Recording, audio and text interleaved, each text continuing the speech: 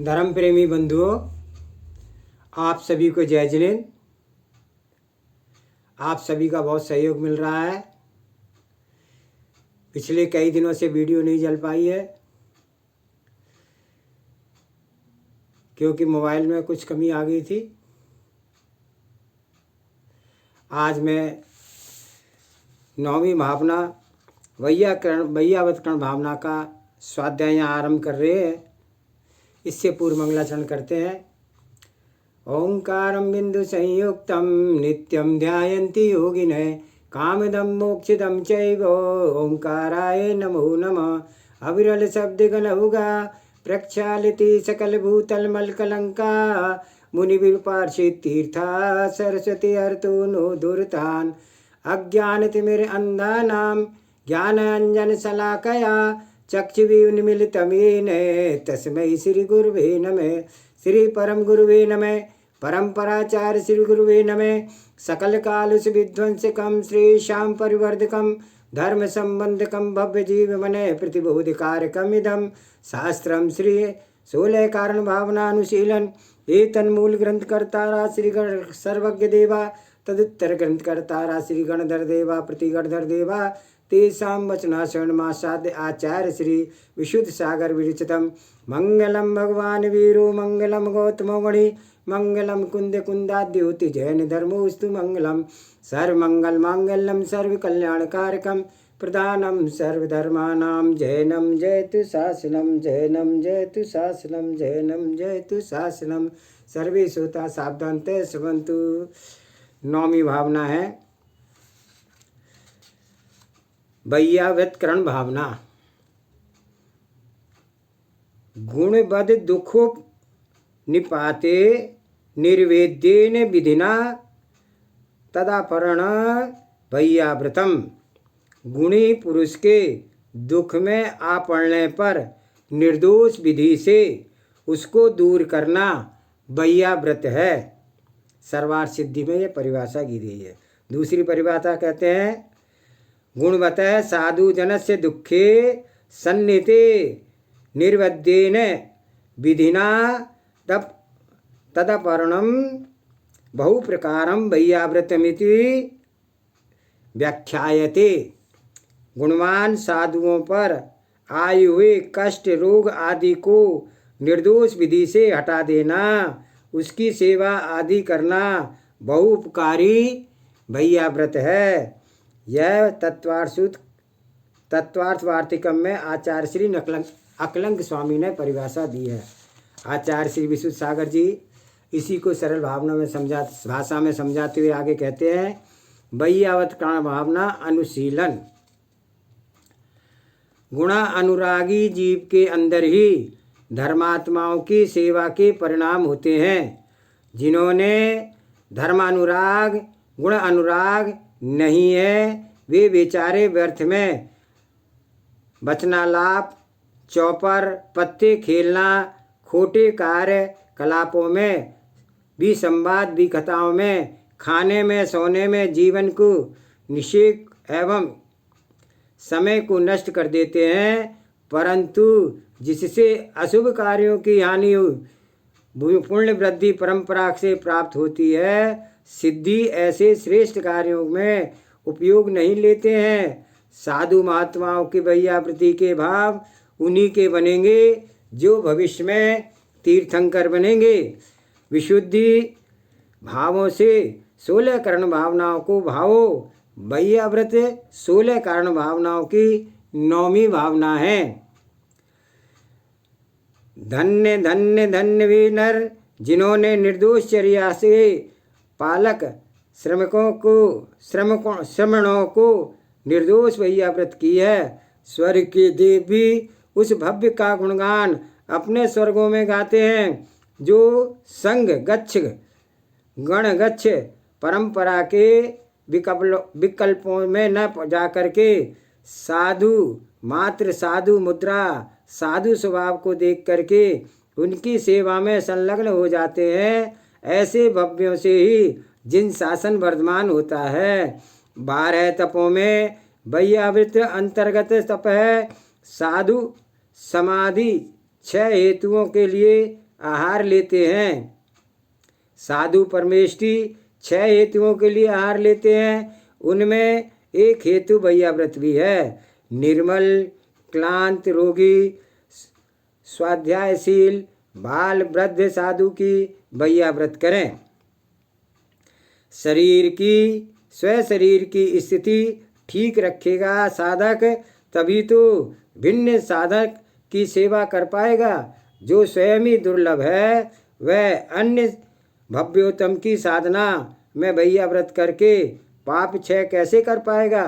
जो साधक प्रतिदिन आहार करते हैं उन्हें साधक साधुओं के हितार्थ स्वपर सेवा सदा करनी चाहिए। साधुओं की सेवा में कभी प्रमाद नहीं बरतना चाहिए। भैयाव्रत साधक की साधना की रक्षा करती है। स्थितिकरण, वात्सल्य अंग धारक जीव ही भैयाव्रत करने में रुचि दिखाएगा। वात्सल्य स्थितिकरण एवं प्रभावना अंगहीन व्यक्ति कभी भी भैयाव्रत के भाव नहीं कर पाएगा। धर्म प्रियता जिसके अंदर कूट कूट कर विद्यमान है, ऐसे भव्योत्तम श्रावक एवं साधु पुरुष चतुर्विध संघ की 9 प्रकार के भैयाव्रत कर पाएगा। रोग आदि से पीड़ित साधकों की जो उपेक्षा करते हैं वे संग घातक धर्म विनाशक हैं। स्वसामायिक काल में भी साधुओं की भैयाव्रत की आवश्यकता पड़ जाए तो सर्वप्रथम भैयाव्रत करनी चाहिए। उपरांत स्वसामायिक को पूर्ण कर लेना चाहिए। धर्मात्माओं की उपेक्षा करना जिन धर्म की उपेक्षा है। धर्म धर्मात्माओं के अभाव में नहीं होता। इस बात का ध्यान सभी धर्म मार्ग पर चलने वालों को रखना चाहिए। पुनः सूत्र का स्मरण कर लो। सबके दिन एक से नहीं होते। प्रबल पुण्य आत्मा पुराण पुरुषों के इतिहास भी पढ़ लीजिए, उनके भी सभी दिन एक से नहीं रहे। तीर्थंकर, चक्री, कामदेव, बलभद्र, नारायण आदि महापुरुषों के ऊपर भी विपत्ति आती है। फिर आप समान तुच्छ हीन पुण्य वाले आप कष्ट, उपसर्ग, रोग आदि से पीड़ित हो सकते हैं। यदि उस समय सभी लोग उपेक्षा कर दें तो स्वयं निर्णय करें, तब स्वयं की भाव दशा कैसी होगी। प्रश्ना करो, अहो कैसे निर्दयी साधु लोग हैं।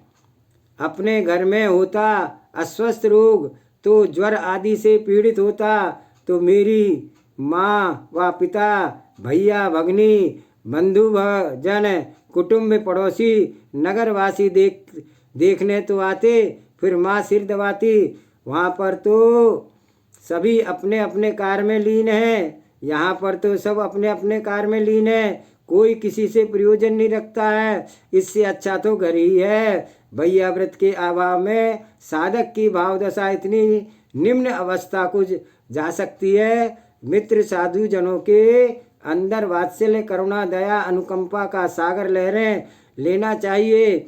ज्वर आदि से पीड़ित धर्मात्माओं की इतनी भैयाव्रत करो कि उसे सपन में भी ग्रस्त दशा, माता पिता आदि का स्मरण न आए भी तो ऐसा आए कि अहो धन्य है वात्सल्य पूर्ण श्री संघ के साधक, जिनकी सेवा भैयाव्रत सेवा का ध्यान जन्म लेने वाले माता पिता नहीं रख पाते।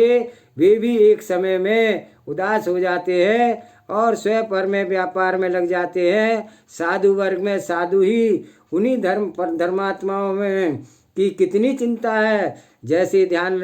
जैसा ध्यान ये अपने साधर्मी का रखते हैं, ऐसा ध्यान भी श्रावकों को इन धर्मात्माओं से सीखना चाहिए। पल भर भी दुखी साधक को अकेला नहीं छोड़ते हैं। स्वचर्या के साथ ही चर्या का ध्यान रखना सामान्य कार्य नहीं है। धन्य धन्य धन्य हो ऐसे वात्सल्यधारियों को सर्वलोक में ऐसे ही भव्य जीव हो जाए तो कभी कोई धर्मात्मा दुखी नहीं दिखेगा। शरीर की पीड़ा भले ही है, मानसिक पीड़ा को प्राप्त नहीं हो सकता। कारण वात्सल्य अंग विभूषित श्रेष्ठ धर्मात्मा साधु स्वाभाविक भव्य इस प्रकार के आत्मीय भावना देने वाले शरीर की पीड़ा के साथ मानसिक पीड़ा को भी समझना चाहिए। व्यक्ति के अंतःकरण में क्या चल रहा है? संसार के अधिकांश जीव मानसिक पीड़ा से पीड़ित हैं। उनकी कोई सुनने वाला नहीं है, अकेलापन के शिकार हैं। अंदर ही अंदर घुट घुट कर आत्महत्या जैसे घोर अपराध का निर्णय कर बैठते हैं और पवित्र दुर्बल मनुष्य पर्याय का घात दुर्गति से पवित्र दुर्लभ मनुष्य पर्याय का घात दुर्गति के पात्र बन जाते हैं। घात करके दुर्गति के पात्र बन जाते हैं। प्रत्येक व्यक्ति को वस्तु के सत्यार्थ का बोध नहीं है। बहिरंग धर्मात्मा का होना तथा तत्व निर्णय पूर्वक अंतरंग से धर्मात्मा होने में बहुत अंतर है। शरीर मात्र से साधना करने वाले धर्मात्मा अशुभ कर्मोदय पर विचलित होने लगते हैं और जो अंतरंग तत्व ज्ञान के भेद विज्ञान पूर्वक मोक्ष मार्ग चलते हैं वे स्वयं की ही भाव भैयाव्रत कर लेते हैं। उन्हें भिन्न पुरुषों की आवश्यकता नहीं पड़ती है। कर्मबंध सत्य संक्रमण अपकर्षण उत्कर्षण उदीर्णा उदय उपशम निधत्ति निकाचित आश्रव निर्जरा मोक्ष पुण्य पाप का सम्यक ज्ञान है। पर वे पर को दोष देने की अपेक्षा स्वयं कर्मोदय का चिंतन करते हैं। देह की पीड़ा पर शांत परिणाम रखते हैं। औषध एवं परिचायक अपनी सीमा में ही सहायक हो पाएंगे। तीव्र कर्मोदय के में कोई मंत्र तंत्र औषधि मणि मोती वैद्य काम नहीं आएंगे। कर्म के मंदोदय पर भी सभी बाह्य साधन सहायक होते देखे जाते हैं और असाता की तीव्रता पर सभी लोग दर्शक बनकर सामने खड़े हो सकते हैं, परंतु कष्ट को दूर नहीं कर पाते हैं। यह ध्रुव सत्य है। मंद बुद्धि तीव्र रागी वैराग्य शून्य व्यक्ति को उपरोक्त बातें किंचित भी समझ नहीं आती हैं। ऐसे जीव को उपचार एवं तत्वोपदेश से सावधान रखना चाहिए तथा उसके कल्याण के बारे में प्रशस्त विचार रखना चाहिए। वह भव्य भी समय पाकर के श्रेष्ठ मार्ग में स्थापित होकर के स्वस्थ होकर के धर्मात्माओं की सेवा करेगा तथा कर्म कलंक का क्षय करके अशरीरी सिद्ध परमात्मा पद को प्राप्त कर जगत पूज्य त्रिलोक वंदनीय होकर के सिद्धालय का वासी होकर के परम सुखी हो जाएगा। पर वह संसार में देह जन्य मानसिक किसी भी पीड़ा को प्राप्त नहीं करेगा। आगम में भैयाव्रत के 10 वेद गए हैं क्योंकि उसका विषय 10 प्रकार के हैं। आचार्य उपाध्याय तपस्वी शैक्षिक ग्लान गण कुल संग साधु मनुज्ञानाम। तत्वार सूत्र में ये 10 साधुओं के भेद बताए हैं जिनके भैयाव्रत करनी चाहिए। प्रथम है आचार्य, जो स्वयं पंचाचार का पालन करते हैं तथा अन्य मुनियों को पालन कराते हैं, जिनके निमित्त से भव्य जीव व्रतों को आचरण करते हैं, वह आचार परमेष्ठी कहलाते हैं। तीर्थंकर भगवंत जिन शासन को पोषित करते हैं, भव्य जीवों का कल्याण मार्ग का उपदेश देते हैं, तत्व ज्ञान का उद्घोषण करते हैं, जगदीप पर अहिंसा परम धर्म को ब्रह्म को स्थापित करते हैं। उस तीर्थ को तीर्थंकर भगवान के भगवंतों के निर्वाण हो जाने पर साक्षात तीर्थंकर के न होने पर तीर्थंकर के तीर्थ को सर्वज्ञ वाणी को भव्यों के मध्य जीवित सद्गुरु इंद्रिय जयी कसाय जयी निष्प्रय स्वभावी व 14 विद्याओं के स्वामी तथा यथा योग तत्कालीन आगम शास्त्रों के ज्ञाता शिष्यों के अनुग्रह निग्रह को मैं सकुशल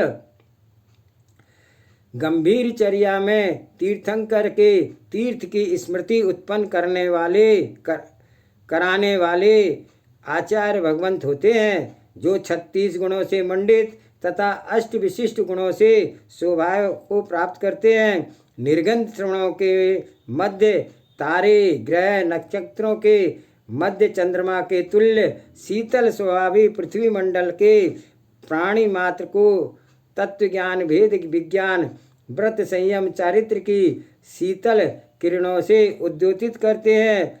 पर पूर्व पर विवेक गुण युक्त सूक्ष्म दृष्टि एवं दूरदर्शी दृष्टि संपन्न वर्तमान स्थिति के साथ भूत एवं भविष्य पर लक्ष्य रखते हैं। धर्म साम्राज्य राष्ट्र एवं श्री संघ के हित की स्वहित में स्व आत्महित न भूल करके चिंतन करते हैं। धरती पर सदमस्त जीवों में प्रचंड ज्ञान विवेक करुणा एवं श्रुत अभ्यास युक्त आचार्य उपाध्याय तथा साधु को सुशोभित करते हैं।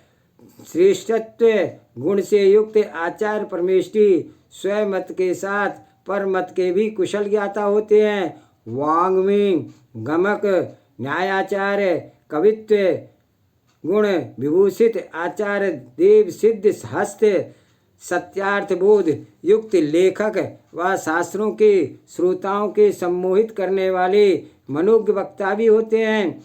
मदन मद को जिन्होंने नष्ट कर दिया है, संसार की कोई भी नारी जिसके शील भंडार को सेंध नहीं लगा पाती है, अर्थात शील रतन का हरण नहीं कर पाती है, दृढ़ चित्त दृढ़ चारित्र युक्त स्वपर समय ज्ञाता आचार्य भगवंत की वैयाव्रत संपूर्ण शासन की वैयाव्रत है, जिन शासन के राजा संप्रति आचार्य देवी हैं। रत्नत्रय के खड़क को धारण करके जो मोही की सेना को जीतते हैं, भव्य जीवों का पालन करते हैं, वे आचार्य महाराज प्रसन्न रहें। राजा एक देश की प्रजा का पालक होता है, परंतु आचार्य महाराज तो संपूर्ण विश्व के व्यवहार जीवियों के कल्याण के लिए हितकारी होते हैं। अतः राजा का स्वास्थ्य एवं प्रसन्न रहना अत्यंत अनिवार्य है। उसी प्रकार से आचार्य भगवंतों का स्वास्थ्य तथा प्रसन्न रहना अनिवार्य है। समस्त संपूर्ण न्यायिक सूरीवर प्रवर की वैयाव्रत का विशेष ध्यान रखना श्रावक एवं साधु गणों का कर्तव्य है। आचार्य परमेष्टि की वैयाव्रत आचार्य वैयाव्रत है। संपूर्ण व्यवहार लोक में गुरु भक्ति पवित्र स्थान को प्राप्त प्रभुता की प्राप्ति गुरु प्रसाद से ही संभव है। परमार्थ से स्व आत्मशुद्धि की साधना आराधना की मुक्ति श्री उपलब्धि की साधना है। अन्य सब निमित्त हेतु हैं। निमित्त हेतु में कर्तापन का व्यवहार देखा जाता है, वह भी आगम सम्मत ही है। उपादान सदा कार्य रूप परिणित होता है। निमित्त तो निमित्त ही रहता है, पर के लिए कारण होता है, स्वयं में कार्य रूप रहता है और भावी पर्याय के लिए स्वयं में भी कारणभूत होता है। कारण कार्य मीमांसा विशाल है। आगम एवं स्वप्रज्ञा से निमित्त उपादान को सम्यक रूप से समझना चाहिए। निमित्त के अभाव में कार्य प्रकट नहीं होता है तथा उपादान के अभाव में भी कार्य नहीं होता है। कार्य रूप अवस्था उपादान में ही होती है, ऐसा सर्वत्र जानना चाहिए। भी संवाद में विशुद्ध एवं वात्सल्य का ह्रास नहीं करना चाहिए। तत्व ज्ञानी स्वप्रज्ञा में से समीचीन निर्णय लेता है, प्रतिक्षण स्व आत्मलाभ पर दृष्टि रखता है, श्वास प्रमाण काल भी विशुद्धि त्याग नहीं करना चाहता है।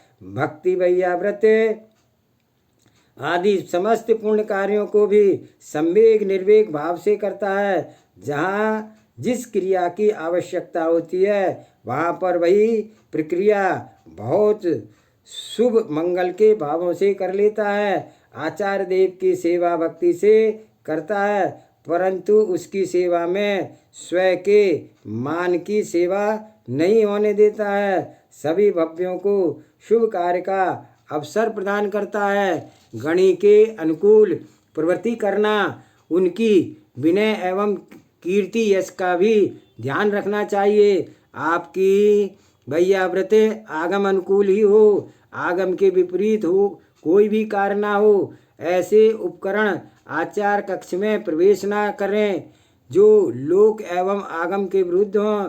स्वयं गुरु के समीप मर्यादा लोक व्यवहार एवं गुरु गरिमा को वचन व्यवहार करें। गुरु को गुरु ही स्वीकारें। गुरु में मित्र व्यवहार, पिता पुत्र व्यवहार आदि लौकिक आदि को भी व्यवहार की प्रवृत्ति नहीं होनी चाहिए। एक मोक्ष मार्ग प्रदाता दीक्षा शिक्षादायक का व्यवहार ही श्रेष्ठ है। आहार चर्या आदि किसी भी चर्या में गुरु भगवंतों के पास अतिरिक्त नहीं होनी चाहिए। उन्हें जन सामान्य ना समझें। अनंत देव के बाद उनका स्थान है। भावी अनंत सिद्ध परमेश्वर जानो। अधिकृत पदवीधारी हैं। मुनि पर अनुशासन देश के राजा का भी नहीं चलता है। इन आचार्य महाराज राजा का ही चलता है। आचार्य देव के निकट विनय पूर्वक मर्यादा से भाषण कर एवं बैठना उठना बड़ी ही मर्यादा में होना चाहिए। गुरु से इतनी दूरी बननी चाहिए जिससे कि आपकी गर्म श्वास निश्वास एवं शरीर की गर्मी का वेदन गुरु को ना हो सके। गुरु उपास्य है। मुनि परिषदी में गच्छ वातावरण करना चाहिए। मुनि परिस्थिति में स्वच्छ वातावरण रहना चाहिए। मात्र ज्ञानोपकरण संयम उपकरण एवं शौच उपकरण का ही रहना चाहिए।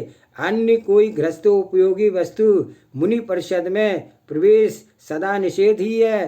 श्रावकों को स्वयं के वस्त्र आदि उपकरण साधुओं के कक्ष में भूल करके भी नहीं छोड़ना चाहिए। ना उनके क्षेत्र की